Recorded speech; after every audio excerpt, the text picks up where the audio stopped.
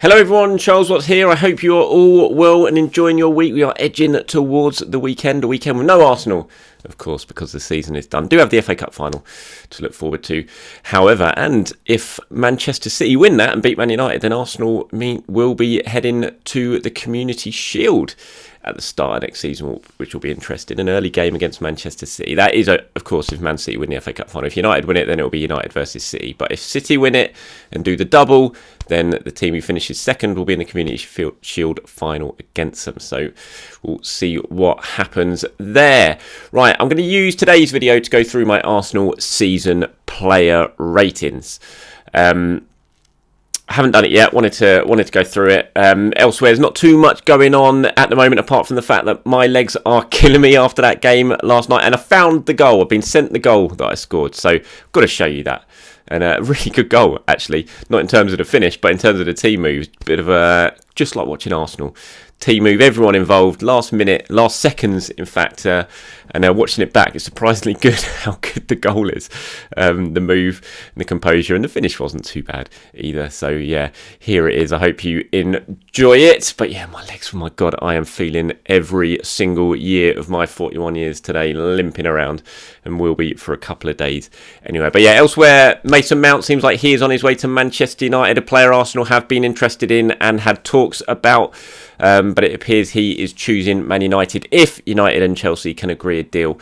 Stories emerging in the last 24 hours. He has now agreed personal terms with United, even though a deal with Chelsea is not yet agreed. So looking like Mason Mount could well be heading to Old Trafford, which, you know, I thought it would have been a good signing for Arsenal, but, you know, they've got Emile Smith-Rowe, and so I don't see why you're going out sign Mason Mount if you've got Emile Smith-Rowe in your squad who can do just what Mason Mount can do. So not too bothered about that one, but yeah, it looks like Mason Mount is off to Manchester United. But other than that, it's a bit quiet. We've got the usual sort of speculation stories about Saliba, Odegaard rumbling on, but nothing too much to pay attention to that I haven't spoken about already. So I wanted to do today my season player ratings. I've not included players who kind of ended the season out on loan anywhere, so but the rest of them are all there. So I'm going to start with Emile Smith-Rowe, who given 4 out of 10, which feels hard. I almost don't really want to actually give... In fact, no, I'm not going to give Smith-Rowe a rating. I was going to give him 4 out of 10, but I think that's harsh because he just hasn't been given any minutes. I think he's played about 185 minutes this season, so it's just impossible to mark him. It's been an injury, frustration for injuries, and then not getting any game time. So I don't really know how you can grade or mark Emile Smith-Rowe, so I'm going to give him a non-applicable NA. Then Mohamed El-Neni, I'm going to give 5 out of 10. Like Smith-Rowe, frustrating season. He at least did get some starts, though, unlike Smith-Rowe, so I will give him a rating. But, you know, obviously injuries absolutely robbed him of any chance of having a major say on the campaign. So I'll give him a 5 out of 10. Matt Turner as well, 5 out of 10. Showed some good flashes, clearly a very good shot stopper, made some good saves, looks very, very nervy when he has the ball at his feet. Couple of times he's looked a bit suspect when coming for crosses. I would say, to describe Matt Turner's first season, you could probably say could do better. Clearly a talented keeper there, very, very good at saving shots, but I think there's a lot to improve to become the sort of goalkeeper that you need to be in this Mikel Arteta system, because when he doesn't play, when Ramsdale doesn't play and Turner has done, you can see that there's a difference, and Arsenal are a little bit nervy passing the ball back to him, that sort of thing. So he's going to have to work on that. So I gave him a 5 out of 10. Rob Holding, I gave a 5 out of 10. Tough season for Holding. Didn't play too much. Then when he got sort of thrown into the team at the business end of the season after the injury to Saliba, he did struggle. The team struggled as a result. Lost their way a little bit.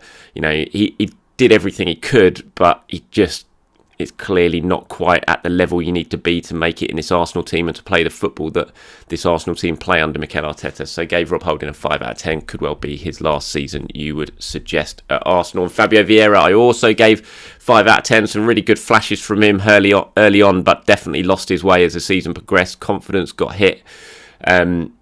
Kind of ended the season hiding in games. I thought he just sort of floated around without really making any sort of impact or getting too involved, and clearly confidence just absolutely rocked. But we saw at the start of the season he's a talented player. He pops up in good positions, he can score goals, he's got a good strike on him. But yeah, I think he needs a good pre-season, Fabio Vieira, just to try and get that confidence levels back again and to make more of an impact next season. Jakub Kivior, it's really hard to judge Kivior, I think. We haven't really seen him in his proper position for a start. We saw him at the end of the season at left-back. We've seen him on a right-sided centre-back. Not too often as a left-sided centre-back. I think he played there in the Sporting away game. But other than that, he hasn't really done it. So it's very hard to really judge. I've seen some really good things with Kivior. He looks good on the ball. He's calm. He's got a good left foot. He can pass the ball well, but then he's done a couple of weird things as well. I remember the Sporting game when he ducked out of the way. Whether that was Turner's fault for calling, we're not entirely sure. And there was the weird incident against Brighton with Kivior when he went down in the 6-yard box when, he'd been stamped on, but I'm not sure you really need to go down in that situation. So I gave him 5 out of 10, but it's hard to judge. I'm going to probably reserve my judgment mainly until next season when it comes to the Polish centre-back. Tomiyasu, 6 out of 10, was having he's a disrupted season from injury, and it certainly ended, very, very badly after the injury, and Sporting didn't play again. When he had played, made some good appearances. His performance against Liverpool, for example, when he came in as a kind of surprise left back and marked Salah out the game, was very, very good, very dependable player. It was a real shame he got injured at the same time as William Saliba did. If he hadn't, I think he would have had a big, big impact over the second half of the campaign, and hopefully, fingers crossed, he can come back ready for the start of pre-season and then be ready for the season itself. Kieran Tierney, it was another I gave 6 out of 10. I feel sorry a little bit for Tierney, just a very good player. Really top left back, great professional, really popular, but Arsenal have kind of moved on without him over the last year or so in terms of the formation, the system that Arteta plays, what he demands from his left back.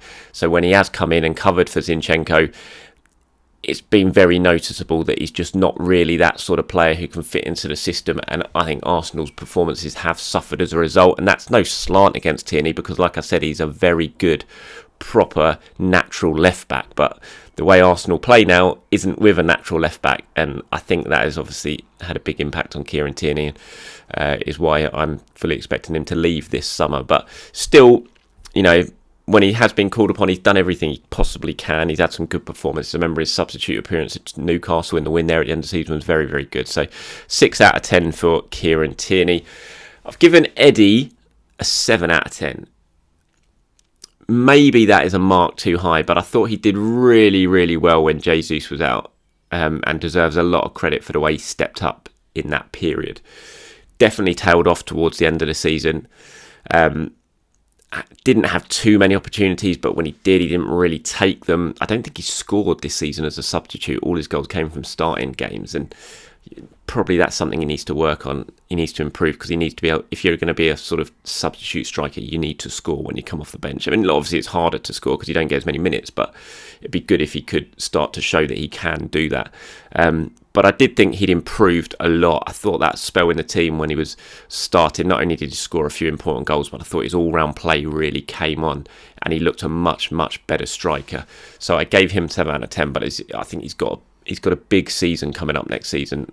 Nketiah, he needs to really sort of step up, I think, to show he can be at the level to compete with and challenge Gabriel Jesus. Jorginho, 7 out of 10, because he was only here for half a season, but I thought that half a season he was here for, he was very, very good. Ended the season very well, pushed Thomas Partey out the side. He was really good in the final few games. I thought last game against Wolves he was brilliant. I thought in Newcastle away he was brilliant.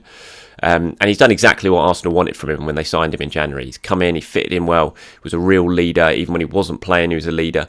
And I think he's been a really good signing. And if he does stick around this summer, which I'm expecting he will, then I think he's got a big part to play next season as well. I think he's been a really good addition, Jorginho, and he played very, very well. He would have scored higher if he wasn't here for just a few months.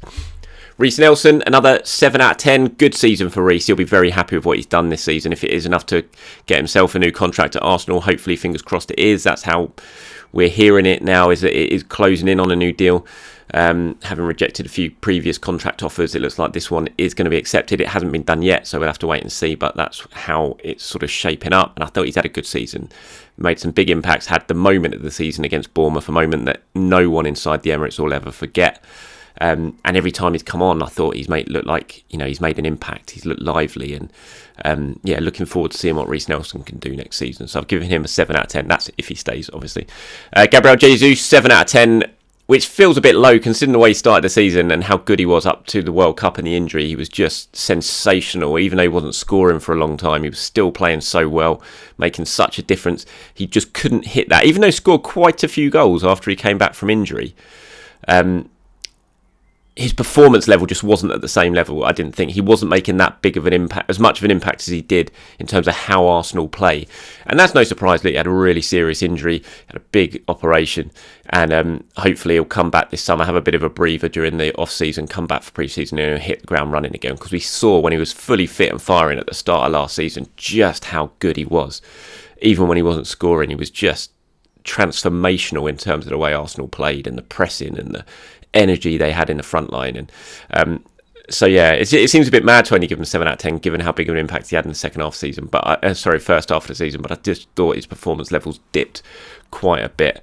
So 7 out of 10 for him. Thomas Partey I've given 7 out of 10 as well, which seems a bit mad considering he did play very, very well for 3 quarters of the season, but it was just an alarming drop off in form from Partey over the final weeks, the last 6 weeks or so, which it was massive. And the fact he ended the season out of the team or out of the midfield was kind of symbolic of that, because you would just thought that would never happen. It would have been inconceivable to think that if Thomas Partey was fit, he wasn't starting for Arsenal. But that was the case, and deservedly so, because he didn't deserve to start. So really dipped. And hopefully he can get back to his best sort of form over the summer and be ready for next season, because it's not like he's 33 or anything like that. He's still 30, so hopefully he can be back ready. But it was a disappointing end for the season for Partey, so I've given him 7 out of 10. Trossard 7 out of 10 as well. Possibly could be higher, but just because he's only been here for sort of 5 months, I gave him 7. But so many assists. It's amazing he only scored 1 goal, Trossard, for Arsenal. Feels like he could have had like 5 or 6. Keepers kept making worldy saves from him. He hit the woodwork a few times. I thought he's been brilliant. He's fitted in so well. Just looks like a perfect Arsenal player. And fantastic. I'm not sure how many. 8 league assists for Arsenal since coming in January. That's a hell of an achievement for him. So he gets 7 out of 10. Ben White gets 8. Mr. Consistent. Again, tailed off a couple of disappointing performances towards the end of the campaign, but other than that, fantastic. Really strong performance from White all season in that right back role. So he gets 8 out of 10. Zinchenko, 8 out of 10 as well. Like I've been saying for pretty much every player, they dip towards the end of the season, but I think when he doesn't play, you can really notice that Zinchenko's not in the team, what he brings to Arsenal. The first 6 months, he was fantastic. Some of the performances he produced at Tottenham away, Manchester United at home, just absolutely sensational. He changed the way Arsenal operate and how they play. Real leader as well. Some great performances from Zinchenko. I thought he's had a really good first season. So I gave him an 8. I gave Saliba an 8 as well. Missed the last 2 months of the season. So crucial. But what an impact he made. If he'd have played the last couple of months, I'd have probably given him a 9, I imagine, because he was excellent. Saliba, what a debut season, and fingers crossed that contract can be signed. Aaron Ramsdale, I gave an 8. Brilliant saves as the season wore on as well. He was coming up clutch for Arsenal in big games towards the end of the season. He got an 8. Gabriel, I gave an 8 as well. I think Gabriel just does not get the credit he deserves. Saliba obviously took a lot of the headlines his first season, how good he's been, but Gabriel as well at centre-back popped up with those goals going forward, a real threat. When Zinchenko plays, he's basically covering 2 positions. He's playing centre-back and the left-back for when Zinchenko goes into midfield. Passing ability is fantastic. And I thought he's had a brilliant season, Gabriel. So he gets an 8 from me. And now we're moving into the 9s. My final 4, my 9 out of 10s. Granit Xhaka, first of all, just 8 goals, 7 assists, I think, and just brilliant season from Granit Xhaka individually. Deserves an awful lot of credit. So he comes 4th in my Arsenal ratings with 9. Gabriel Martinelli into the top 3 now. He gets a 9. What more can you say? Arsenal's top scorer, 15 goals, brilliant performances, came on leaps and bounds this season, gone to a new level, can't wait to see what he can achieve next season. He gets a 9. Second place for me, Bukayo Saka, also a 9. Tailed off a little bit at the end of the season, not surprisingly given how much football he has played over the last couple of seasons, but still a fantastic season for Bukayo. Deservedly got his new contract. And then my Arsenal player of the season, top of the my ratings, although he still gets a 9 like Martinelli, Saka and Granit Xhaka. Didn't quite do enough to get a 10. But Martin Odegaard, Arsenal's captain, 15 goals from him, another, I think, 8 assists, leader on the pitch, leader off the pitch, sets the tone of his pressing, fantastic season, and I've absolutely loved watching him play this year. So yeah, Martin Odegaard, 9 out of 10, Arsenal player of the season for me. Let me know what you think of those ratings. If you agree with them, disagree with them, let me know in the comments below, or leave your own Arsenal season player ratings for me to have a look at, and everyone else to have a look at as well. Thank you very much for watching. As always, have a very good day, and I'll be back tomorrow to talk all things Arsenal as we head towards the weekend. Speak to you soon.